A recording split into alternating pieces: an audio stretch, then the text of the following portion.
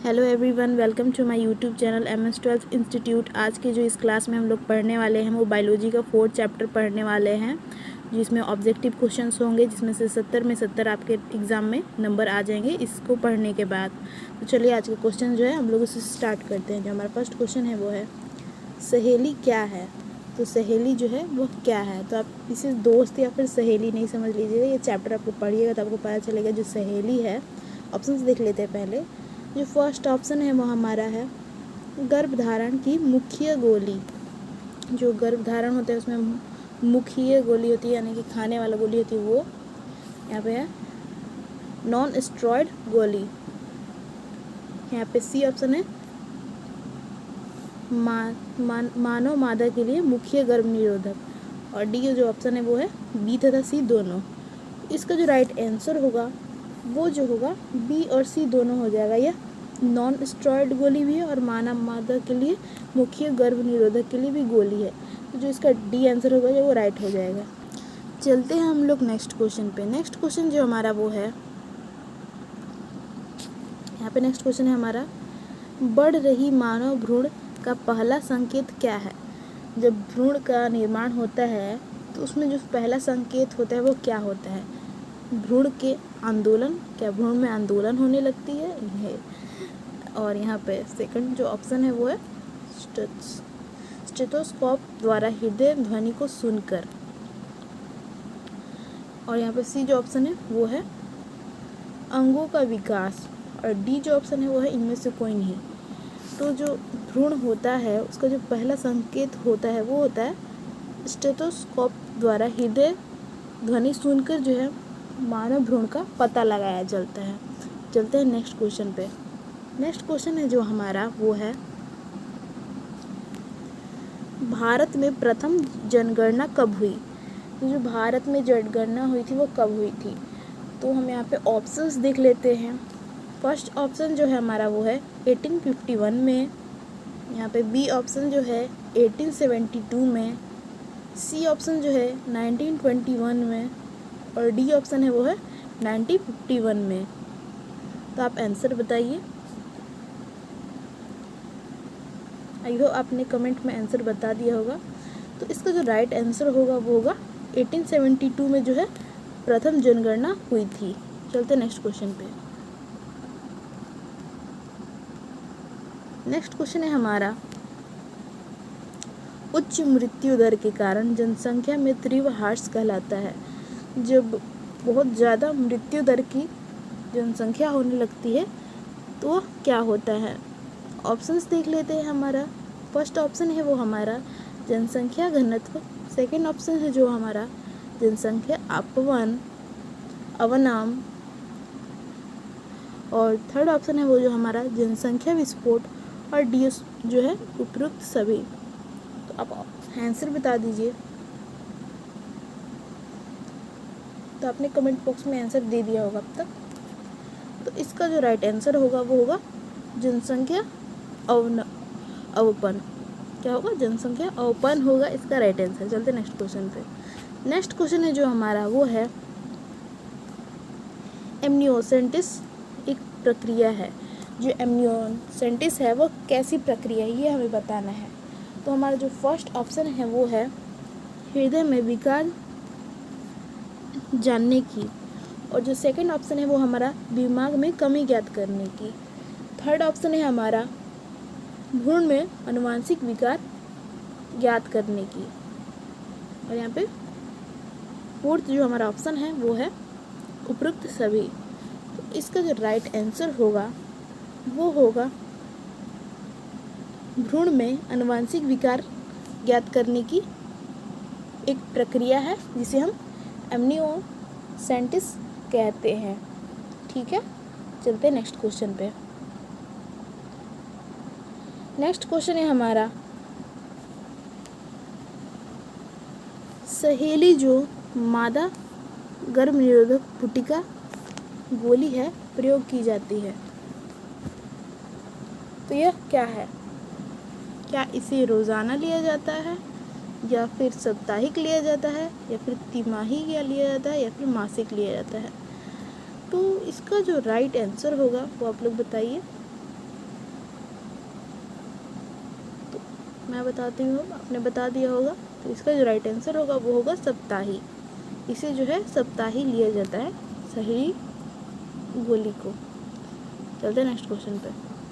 Next question जो हमारा वो है RU-486 दवा प्रयोग की जाती है, इसका प्रयोग किस लिए किया जाता है? ऑप्शन देख लेते हैं। फर्स्ट ऑप्शन है हमारा गर्भ निरोधन में, सेकंड ऑप्शन है हमारा इम्यूनोसेंटिस में, थर्ड ऑप्शन है हमारा गर्भपात कारक के रूप में, जो डी ऑप्शन है हमारा वो है म्यूटोजन के रूप में। तो इसका जो राइट आंसर होगा वो आप बताइए। चलिए अब मैं बताती हूँ। इसका जो राइट आंसर होगा वो होगा सी, गर्भपात के कारक के रूप में इसका जो प्रयोग होता है RU-486 का। चलते हैं नेक्स्ट क्वेश्चन पे। नेक्स्ट क्वेश्चन है हमारा इनमें से कौन यौन संचारित रोग है? क्या वह गोनोरिया है, या फिर यूथ्रोसाइटिस है, या फिर एड्स है, या फिर इनमें से सभी है? तो आप बताइए। कुछ बच्चों का कमेंट्स आ रहा था कि मैम आप बहुत फास्ट पढ़ाती हैं, इसलिए जो है आज मैं थोड़ा सा स्लो पढ़ा रही हूँ आप लोगों के कहने पर। तो आपने आंसर बता दिया होगा अब तक। इसका जो राइट आंसर होगा वो होगा डी होगा इसका राइट आंसर। चलते हैं नेक्स्ट क्वेश्चन पे। नेक्स्ट क्वेश्चन जो हमारा वो है सीधे शुक्राणु को अंडाणु से सम्मिलित करने की क्रिया को क्या कहते हैं? ऑप्शंस देख लेते हैं। हमारा फर्स्ट ऑप्शन है वो है इंट्रोटेराइन ट्रांसफर, और जो हमारा सेकंड ऑप्शन है वो है अंतकोशिकीय शुक्राणु निक्षेपण, और जो सी है हमारा वो है अंतडिंब वाहिनी स्थानांतरण, और जो डी है हमारा वो है भ्रूण स्थानांतरण विधि। तो इसका जो राइट आंसर होगा वो आप बताइए। अब तक आपने बता दिया होगा। तो इसका जो राइट आंसर होगा वो होगा अंतकोशिकीय शुक्राणु निक्षेपण। चलते हैं नेक्स्ट क्वेश्चन पे। नेक्स्ट क्वेश्चन जो है हमारा वो है कॉपर टी रोकती है। तो जो कॉपर टी है वो किसे रोकती है? क्या वो अंडोत्सर्ग को रोकती है, या फिर अंड निषेचन को रोकती है, या फिर भ्रूण रोपण को रोकती है, या फिर बी और सी दोनों? इसका आंसर आप बता दीजिए, फिर मैं आपको इसका आंसर बताती हूँ। तो यह जो रोकती है वो होती है भ्रूण रोपण को रोकती है कॉपर टी। यह कॉपर से बना होता है और टी आकार का होता है। चलते हैं नेक्स्ट क्वेश्चन पे। नेक्स्ट क्वेश्चन है हमारा प्रथम मानव जनसंख्या विस्फोट का कारण हुआ। जो प्रथम यानी जो पहली बार जनसंख्या विस्फोट हुआ उसका क्या कारण था? ऑप्शंस देख लेते हैं। फर्स्ट ऑप्शन जो हमारा वो है कृषि, और जो सेकंड ऑप्शन है वो औद्योगिकीकरण, थर्ड ऑप्शन है वो है तकनीक, और जो फोर्थ ऑप्शन है वो है सभ्यता में परिवर्तन। तो इसका जो राइट आंसर होगा वो होगा तकनीक। तकनीक की वजह से जो हुआ था जनसंख्या विस्फोट हुआ था। चलते हैं नेक्स्ट क्वेश्चन पे। नेक्स्ट क्वेश्चन है हमारा मादा में मुख्य गर्भ निरोधक किसे रोकती है? जो मुख्य गर्भ निरोधक होती है वह किसे रोकती है? क्या वह अंडोत्सर्ग को रोकती है, या फिर निषेचन को रोकती है, या फिर योनि में शुक्राणु का प्रवेश को रोकती है, या फिर रोपण को रोकती है? तो इसका राइट आंसर आप बता दीजिए।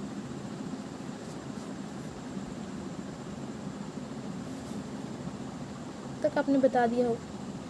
जो मादा मुख्य गर्भ निरोधक होती है वह जो रोकती है वह निषेचन को रोकती है। किसको रोकती है? निषेचन को रोकती है। इसका बी जो है राइट आंसर हो जाएगा।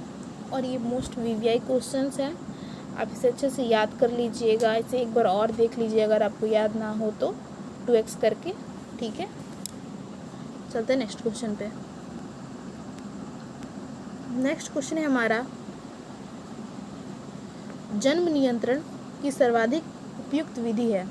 जो जन्म नियंत्रण है इसमें जो सबसे ज़्यादा यूज़ होता है वह क्या, कौन सी विधि यूज़ होता है? तो क्या वह गर्भपात होता है, या फिर मुखीय गोलियां होती है, या फिर वीर्य सेवन होती है, या फिर बांध्यकरण होती है?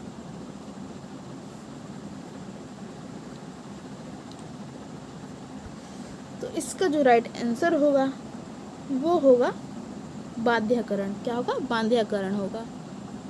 चलते नेक्स्ट क्वेश्चन पे। नेक्स्ट क्वेश्चन है हमारा,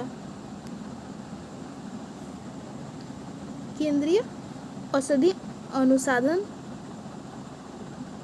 संस्थान द्वारा कौन सी गर्भ निरोधक गोली तैयार की गई है?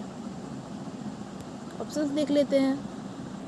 हमारा जो फर्स्ट ऑप्शन है वो है मालाडी, सेकंड ऑप्शन है जो हमारा संयुक्त गोली, थर्ड ऑप्शन है जो हमारा सहेली, और फोर्थ ऑप्शन है हमारा वो है निरोध। तो इसका आंसर दे दीजिए आप लोग। इसका जो राइट आंसर होगा मैं बताती हूँ, आपने तो कमेंट बॉक्स में बता ही दिया होगा। तो इसका जो राइट आंसर होगा वो होगा सहेली, जो है इसका राइट आंसर हो जाएगा। चलते हैं नेक्स्ट क्वेश्चन पे। नेक्स्ट क्वेश्चन है हमारा,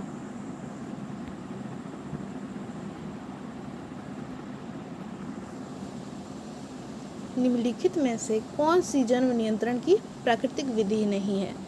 जो प्राकृतिक विधि नहीं है वह क्या, कौन सी है? तो ऑप्शंस देख लेते हैं। क्या वो बाह्यस्खलन है, या फिर वॉसेक्टोमी है, या फिर आवधिक समयन है, या फिर वो स्तनपान अनार्तवर है, अनार्तवर। ऑप्शंस देख लिया आपने, अब आप आंसर बता दीजिए कमेंट बॉक्स में।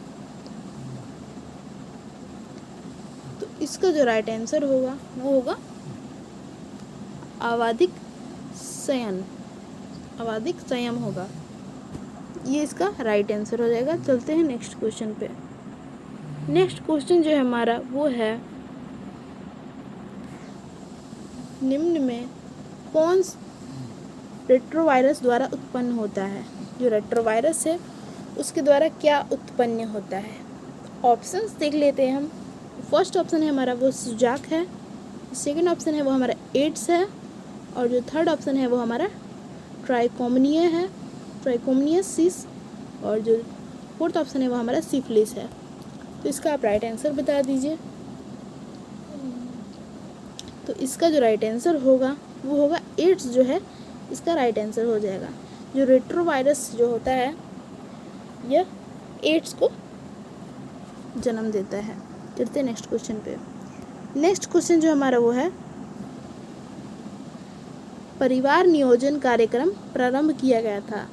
जो परिवार नियोजन कार्यक्रम है वो कब प्रारंभ किया था? ऑप्शंस देख लेते हैं।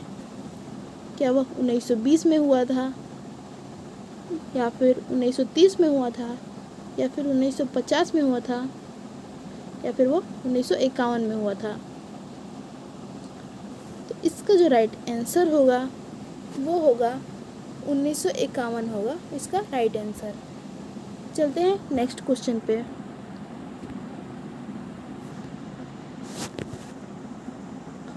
नेक्स्ट क्वेश्चन है हमारा, जनसंख्या पर निबंध लिखा गया। तो जो जनसंख्या है उस पर निबंध किसने लिखा? क्या वह डार्विन द्वारा लिखा गया है, या फिर माल्थस द्वारा लिखा गया है, या फिर लेमार्क द्वारा लिखा गया है, या फिर ह्यूगो डिब्रीज द्वारा लिखा गया है? तो इसका जो राइट आंसर होगा वो होगा माल्थस द्वारा है, जो जनसंख्या पर निबंध लिखा गया था। चलते हैं नेक्स्ट क्वेश्चन पे।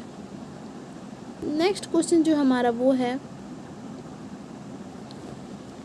जनसंख्या अधिक होने से क्या हो सकता है? ऑप्शंस देख लेते हैं। फर्स्ट ऑप्शन है जो हमारा वो है प्रति व्यक्ति आयु जो कम हो जाएगी। जो जैसे कि प्रति व्यक्ति जो होता है, जैसे कि एक आदमी होता है उसका जो आयु जैसे कि 60 वर्ष हुआ तो वो कम होकर 50 वर्ष हो जाएगी। इसे जनसंख्या अधिक होने से, ऐसा तो कुछ है। और यहाँ पे सेकंड ऑप्शन जो है, प्रति व्यक्ति आयु ज़्यादा हो जाएगी। और जो थर्ड ऑप्शन है वो देख लेते हैं हम, जन साधारण का स्वास्थ्य अच्छा हो जाएगा। जब जनसंख्या अधिक होने लगेगी तो क्या क्या हो सकता है, तो आप इसे पूरा जब ऑप्शन पढ़ेंगे तो आपको पता चलेगा। या फिर डी ऑप्शन है, इनमें से सभी। तो इसका जो राइट आंसर होगा वो होगा प्रति व्यक्ति आयु कम हो जाएगी। अगर जब जनसंख्या बढ़ेगी तो जो प्रति व्यक्ति है उसकी आयु कम नहीं हो जाएगी, क्योंकि जब इतनी सारी जनसंख्या बढ़ रही है तो आयु तो कम होनी ही ना है। चलते हैं नेक्स्ट क्वेश्चन पे। नेक्स्ट क्वेश्चन है जो हमारा वो है, जनसंख्या का अध्ययन कहलाता है, जो जनसंख्या है उसका अध्ययन क्या कहलाता है। फर्स्ट जो ऑप्शन है हमारा वो है किलोग्राफी, सेकंड जो ऑप्शन है वो है मनोजीव विज्ञान, थर्ड जो ऑप्शन है वो है बायोग्राफी, और जो फोर्थ ऑप्शन है वो है डेमोग्राफी। तो इसका जो राइट आंसर होगा वो आप बताइए, फिर मैं बताती हूँ। अब तक आपने बता दिया होगा। इसका जो राइट आंसर होगा वो होगा डेमोग्राफी, इसका राइट आंसर हो जाएगा। डी जो है इसका राइट आंसर हो जाएगा। चलते हैं नेक्स्ट क्वेश्चन पे। नेक्स्ट क्वेश्चन है हमारा वो है, मानव जनसंख्या वृद्धि है। जब मानव जनसंख्या वृद्धि होती है तो वो कैसी होती है, क्या वह लॉन्ग हो जाती है, या फिर वह स्थिर हो जाती है, या फिर वो पोटेंशियल हो जाती है, या फिर इनमें से कोई नहीं होती है।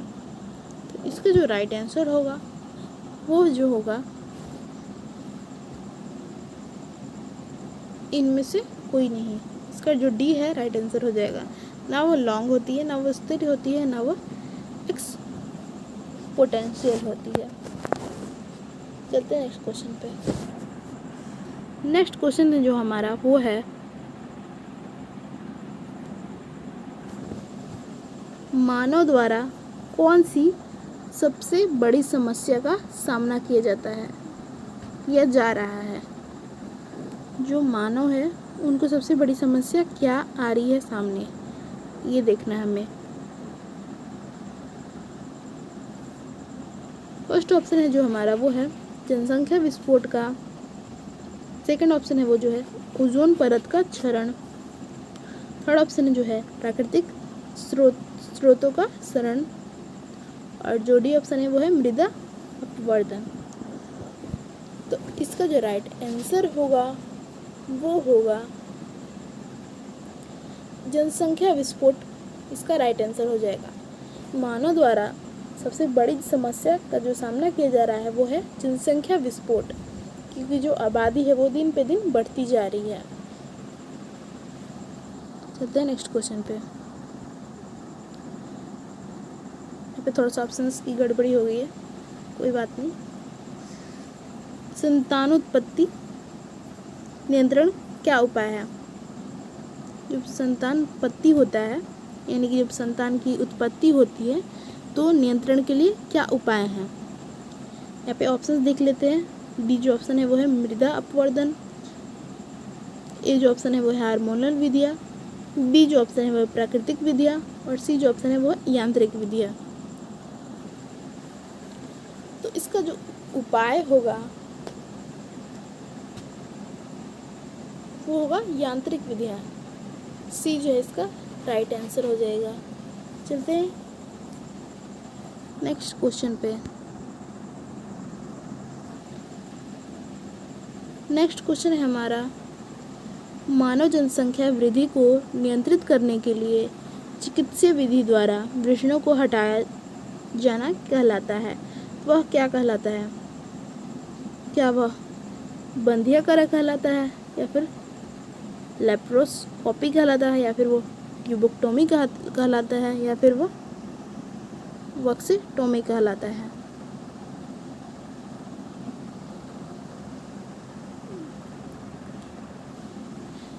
तो तो आपने अब तक इसका आंसर दे दिया होगा, नहीं दिया होगा तो मैं बताती हूँ। इसका जो राइट आंसर होगा वो होगा वासेक्टोमी। वासेक्टोमी जो है इसका राइट आंसर हो जाएगा। चलते हैं नेक्स्ट क्वेश्चन पे। नेक्स्ट क्वेश्चन जो हमारा वो है, किसी खास समय एवं स्थान में किसी खास आबादी की मृत्यु की संख्या को क्या कहते हैं, उसे हम क्या कहेंगे? ऑप्शंस देख लेते हैं। नेटेलिटी, माइग्रेरिटी, या फिर मोर्टेलिटी, या फिर इंट्रिगिटी।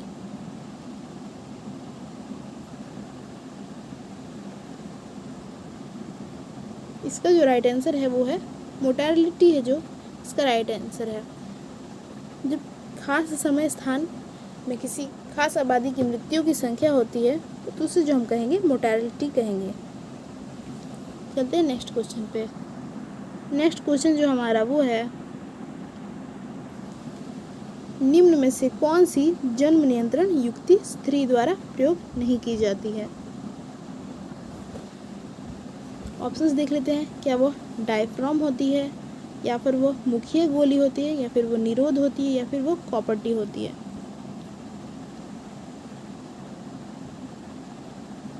तो इसका जो राइट आंसर होगा वो होगा निरोध। निरोध जो है पुरुष द्वारा उपयोग किया जाता है।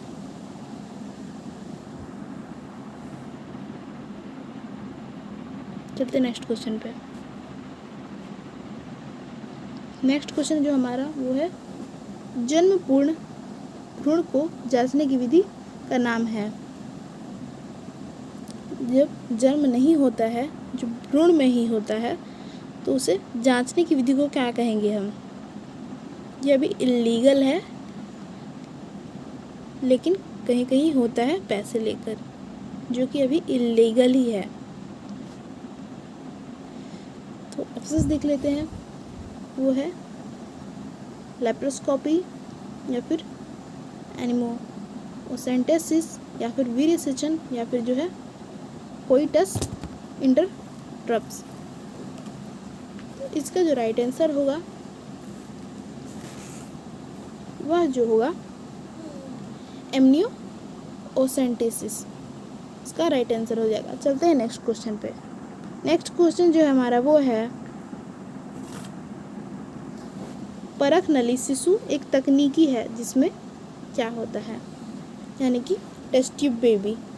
यह किस तरीके की तकनीक है? ऑप्शंस देख लेते हैं। हमारा फर्स्ट ऑप्शन है वो है अंडवाहिनी से युग्मज को लेकर संवर्धित किया जाता है, इसे फिर रोपित करते हैं। सेकंड जो ऑप्शन है वो देख लेते हैं, अंडाणु है उसे लेकर फिर इसे निषेचित कराकर रोपित करते हैं। जो थर्ड ऑप्शन है वो देख लेते हैं, शुक्राणु एवं अंडाणु का संलयन होता है और इसे युग्मज को विकास परख नली में होता है। और जो डी ऑप्शन है वो है इनमें से कोई नहीं।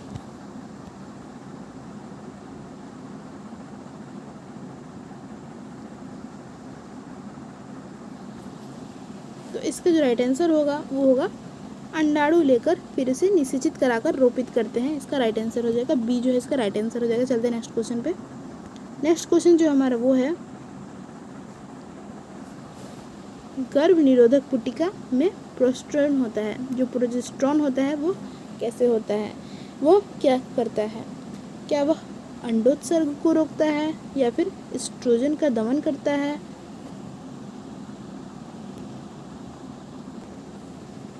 या फिर वह युग्मनज के एंड्रोमेटियम व्यवस्थित होने को रोकता है, या फिर इनमें से कोई नहीं? तो इसका जो राइट आंसर होगा वो होगा अंडोत्सर्ग को रोकता है। चलते हैं नेक्स्ट क्वेश्चन पे। नेक्स्ट क्वेश्चन जो हमारा वो है, जन्म नियंत्रण की एक विधि है। तो जन्म नियंत्रण की जो क्या विधि है, क्या वो GIFT है, या फिर HGF है, या फिर IVF है, या फिर IUDS है? तो इसका जो राइट आंसर होगा वो होगा IUDS। यानी कि जो डी जो है इसका राइट आंसर हो जाएगा। चलते हैं नेक्स्ट क्वेश्चन पे। नेक्स्ट क्वेश्चन जो हमारा वो है, कौन सी तकनीकी पुरुषों से संबंधित है?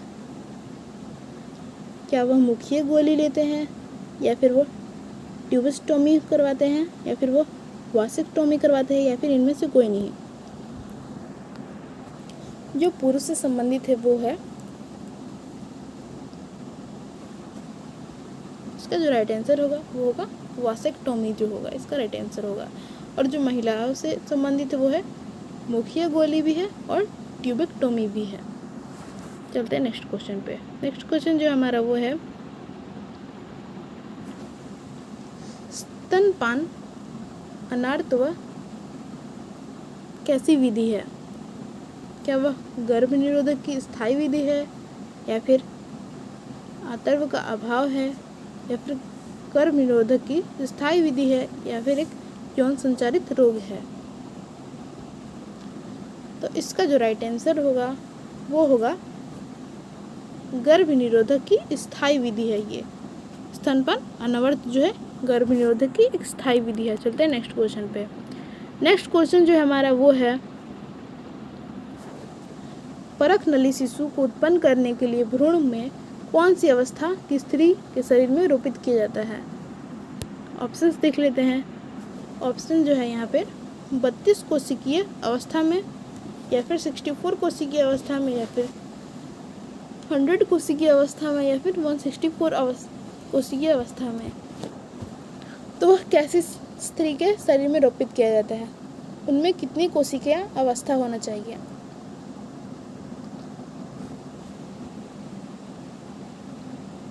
अब तक तो आपने आंसर बता दिया होगा।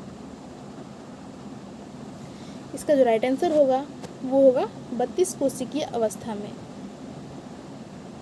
चलते हैं नेक्स्ट क्वेश्चन पे। नेक्स्ट क्वेश्चन जो है हमारा वो है, वर्तमान समय में भारत में गर्भ निरोधक की सर्वाधिक मान्य विधि है। तो जो भारत में सबसे ज़्यादा मान्य विधि है वह कौन सी विधि है? क्या वह ट्यूबेक्टोमी है, या फिर वह डायफ्राम्स है, या फिर अंतर्गर्भ सही युक्तियाँ हैं, या फिर वह स्वाइकल कैप है? तो इसका जो राइट आंसर होगा वो होगा अंतर्गर्भाशयी युक्तियाँ होंगी इसका राइट आंसर। चलते हैं नेक्स्ट क्वेश्चन पे। नेक्स्ट क्वेश्चन जो हमारा वो है, कॉपर मोचक अंतरागर्भस्थायी युक्तियों से निर्मुक्त होने वाले कॉपर आयन, तो उसे हम क्या कहेंगे? ऑप्शंस देख लेते हैं। फर्स्ट जो ऑप्शन है वो हमारा गर्भाशय को रोपण के लिए प्रति अनुपयुक्त बनाते हैं। सेकंड ऑप्शन जो देख लेते हैं वो है हमारा शुक्राणुओं के भक्षी काणु क्रिया की विधि करते हैं। या फिर यहाँ पे सी ऑप्शन है शुक्राणुओं की गति का सदमन करते हैं, या फिर अंडोत्सर्ग को रोकते हैं। तक आपने इसका आंसर बता दिया होगा। तो इसका जो राइट आंसर होगा वह होगा गर्भाशय को रोपण के प्रति अनुपयुक्त बनाते हैं। चलते हैं नेक्स्ट क्वेश्चन पे। नेक्स्ट क्वेश्चन जो हमारा वो है, एमनियोसेंटेसिस की तकनीक का अनुमोदित उपयोग है। ऑप्शंस देख लेते हैं। अजन्मे गर्भ के लिंग की जांच, कृत्रिम वीर्यसेचन। सी जो ऑप्शन है वो है सैरोगेट माता के गर्भाशय में भ्रूण का स्थानांतरण। डी जो है आनुवंशिक असमानताओं की जांच। मैंने ऊपर भी बताया था यह गैर कानूनी है। क्यों गैर कानूनी है? क्योंकि यह ऑप्शंस देख लेते हैं। ऑप्शंस तो मैंने आपको बता दिया, इसका आंसर देख लेते हैं। क्योंकि अजन्मे गर्भ के लिंग को जांच करता है, इसलिए यह गैर कानूनी है। इसका चलता है नेक्स्ट क्वेश्चन पे। नेक्स्ट क्वेश्चन जो हमारा वो है, जीव निषेचन की तकनीक के अंतर्गत निम्नलिखित में से किसका स्थानांतरण फैलोपियन नलिका में किया जाता है? ऑप्शंस देख लेते हैं। ऑप्शन जो है हमारा वो है केवल भ्रूण का 8 कोशिकीय अवस्था तक युग्मनज अथवा 8 कोशिकीय अवस्था तक में, या फिर 32 कोशिकीय अवस्था का भ्रूण का, डी जो है केवल युग्मनज।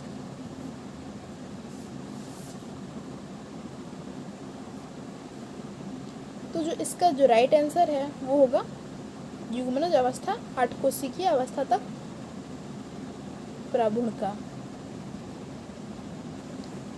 चलते हैं नेक्स्ट क्वेश्चन पे। नेक्स्ट क्वेश्चन जो हमारा वो है गर्भाशय में प्रॉपर्टी के एक प्रभावी एवं अंतगर्भ संयुक्ति होने का मुख्य कारण क्या हो सकता है। ऑप्शंस देख लेते हैं। फर्स्ट ऑप्शन जो हमारा वो है शुक्राणुओं की निषेचन क्षमता को में कमी करता है, या फिर गर्भाशय में कॉपर आयन मोचित होने के कारण शुक्राणुओं की भक्षकाणु क्रिया में वृद्धि होती है, या फिर सी जो ऑप्शन है वो है शुक्राणुओं की गतिशीलता में कमी होती है, या फिर इनमें से सभी। तो आप देख लीजिए एक बार ये क्वेश्चंस। अब तक जो है आपने इसका राइट आंसर बता दिया होगा। तो इसका जो राइट आंसर है वो होगा इनमें से सभी, इसका डी जो है राइट आंसर हो जाएगा।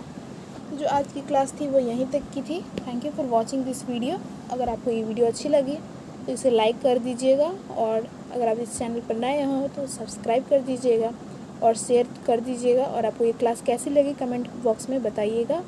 अगर आपको इसका PDF चाहिए तो आप व्हाट्सएप या फिर टेलीग्राम पे ऐड हो सकते हैं, जो लिंक है वो डिस्क्रिप्शन में दिया हुआ है। Thank you for watching, bye.